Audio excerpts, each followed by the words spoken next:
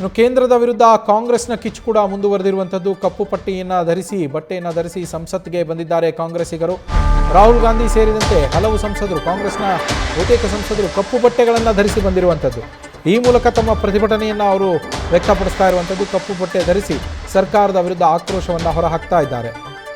ಕಪ್ಪು ಬಟ್ಟೆ ಧರಿಸಿ ಕಲಾಪದಲ್ಲಿ ಮಲ್ಲಿಕಾರ್ಜುನ ಖರ್ಗೆ ಅವರು, ಲೋಕಸಭೆಯ ವಿಪಕ್ಷ ನಾಯಕರಾಗಿರುವಂತಹ ರಾಹುಲ್ ಗಾಂಧಿ ಅವರು ಕೂಡ ಭಾಗಿಯಾಗಿರುವಂಥದ್ದು. SP ಸಂಸದರು ಕೂಡ ಇದಕ್ಕೆ ಬೆಂಬಲವನ್ನು ಕೊಟ್ಟಿದ್ದಾರೆ. ಅವರು ಕಪ್ಪು ಬಟ್ಟೆಯನ್ನು ಧರಿಸಿ ಹಾಜರಾಗಿದ್ದಾರೆ. ಸಂಸತ್ನ ಒಳಗೂ ಕೂಡ ಕಾಂಗ್ರೆಸ್ ಸಂಸದರು ಈ ಮೂಲಕ ತಮ್ಮ ಪ್ರತಿಭಟನೆಯನ್ನು ವ್ಯಕ್ತಪಡಿಸ್ತಾ ಇರುವಂಥದ್ದು ಗಮನಿಸ್ತಾ ಇದ್ದೀರಾ.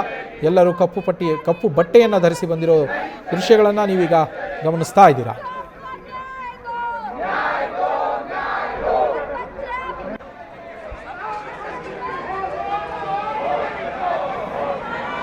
ರಾಹುಲ್ ಗಾಂಧಿ ಅವರಿದ್ದಾರೆ, ಪ್ರಿಯಾಂಕಾ ಗಾಂಧಿ ವಾದ್ರಾ ಅವರಿದ್ದಾರೆ, ಹಾಗೆ ಕಾಂಗ್ರೆಸ್ನ ಎಲ್ಲ ಸಂಸದರು, SP ಅಖಿಲೇಶ್ ಯಾದವ್ ಅವರು ಇರೋದನ್ನು ಗಮನಿಸ್ತಾ ಇದ್ದೀರಾ. SP ಸಂಸದರು ಕೂಡ ಅಲ್ಲಿದ್ದಾರೆ. ಎಲ್ಲರೂ ಅಷ್ಟೇ ಕಪ್ಪು ಬಟ್ಟೆಯನ್ನು ಧರಿಸಿಕೊಂಡು ಸಂಸತ್ ಅಧಿವೇಶನ ನಡೀತಾ ಇದೆ. ಸಂಸತ್ ಅಧಿವೇಶನದಲ್ಲಿ ಭಾಗಿಯಾಗೋದಕ್ಕೆ ಅಂತೇಳಿ ಸಂಸದರು ಬಂದಿರುವಂಥದ್ದು. ಆ ಸಂಸದರೆಲ್ಲರೂ ಕೂಡ ಪ್ರತಿಭಟನೆಯ ಸೂಚಕವಾಗಿ ಕಪ್ಪು ಬಟ್ಟೆಯನ್ನು ಧರಿಸಿ ಇವತ್ತು ಸಂಸತ್ ಅಧಿವೇಶನಕ್ಕೆ ಅವರು ಹಾಜರಾಗಿರುವಂಥದ್ದು.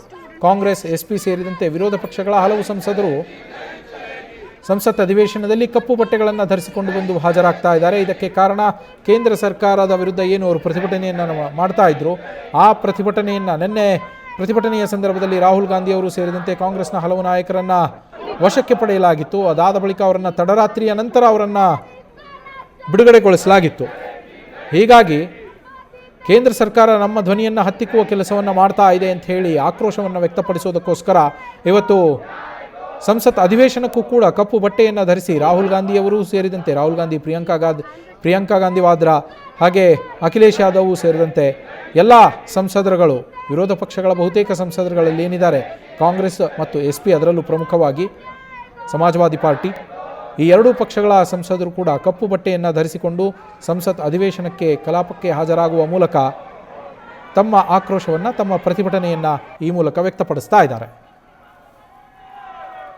चाहते तो सदन की कार्रवाई नहीं चलेगी. सदन आज 12 बजे तक के लिए स्थगित किया जाता है. ಮತ್ತೊಮ್ಮೆ ಕಲಾಪವನ್ನು 12 ಗಂಟೆಯವರೆಗೂ ಮುಂದೂಡಲಾಗಿರುವಂಥದ್ದು. अभी प्रश्नकाल है.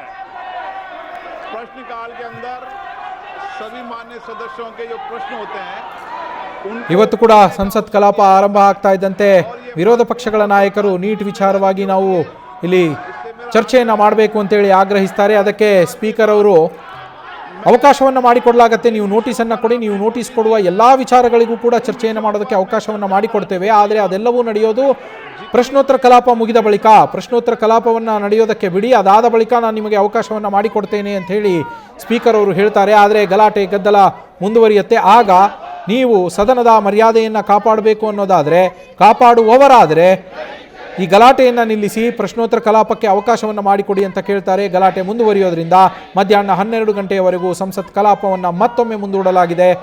ನಿನ್ನೆ ಕೂಡ ಪ್ರಶ್ನೋತ್ತರ ಕಲಾಪಕ್ಕೆ ಮುಗಿದ ಮೇಲೆ ನಿಮಗೆ ಅವಕಾಶವನ್ನು ಕೊಡ್ತೀನಿ ಅಂತ ಹೇಳಿದ್ರು. ಅದಕ್ಕೂ ಮೊದಲು ಅನುಮತಿಯನ್ನು ಕೇಳಬೇಕು ಅಂತೇಳಿ ಹೇಳಿದ್ರು ಅಂತೇಳಿ ರಾಹುಲ್ ಗಾಂಧಿ ಅವರು ಆರೋಪ ಮಾಡ್ತಾ ಇರುವಂಥದ್ದು. ಅನುಮತಿಯನ್ನು ಕೇಳಬೇಕು ನಾನು ಅಂತೇಳಿ ಸ್ಪೀಕರ್ ಅವರು ಹೇಳ್ತಾರೆ. ನಮಗೆ ಚರ್ಚೆಗೆ ಅವಕಾಶವನ್ನೇ ಕೊಡಲಿಲ್ಲ ಅಂಥೇಳಿ ಅವರು ಪ್ರತಿಭಟನೆಯನ್ನು ಶುರು ಮಾಡಿದರು. ಇವತ್ತು ಕೂಡ ನೋಟಿಸ್ ಕೊಡಿ, ನಿಮಗೆ ಅವಕಾಶವನ್ನು ಕೊಡ್ತೀನಿ ಅಂತೇಳಿ ಸ್ಪೀಕರ್ ಅವರಲ್ಲಿ ಹೇಳಿದ್ರು. ಅದಾದ ಮೇಲೆಯೂ ಕೂಡ ಗದ್ದಲ ಮುಂದುವರಿಯುತ್ತೆ. ಪ್ರಶ್ನೋತ್ತರ ಕಲಾಪವಲ್ಲ, ಇದರ ಚರ್ಚೆಯೇ ಆಗಬೇಕು ಮೊದಲು ಅಂಥೇಳಿ ಪಟ್ಟನ್ನು ಹಿಡಿತಾರೆ ವಿಪಕ್ಷಗಳ ಸದಸ್ಯರು. ಹೀಗಾಗಿ ಕಲಾಪವನ್ನು ಮಧ್ಯಾಹ್ನ 12 ಗಂಟೆಯವರೆಗೂ ಕೂಡ ಮತ್ತೊಮ್ಮೆ ಸ್ಪೀಕರ್ ಅವರು ಮುಂದೂಡಿರುವಂಥದ್ದು.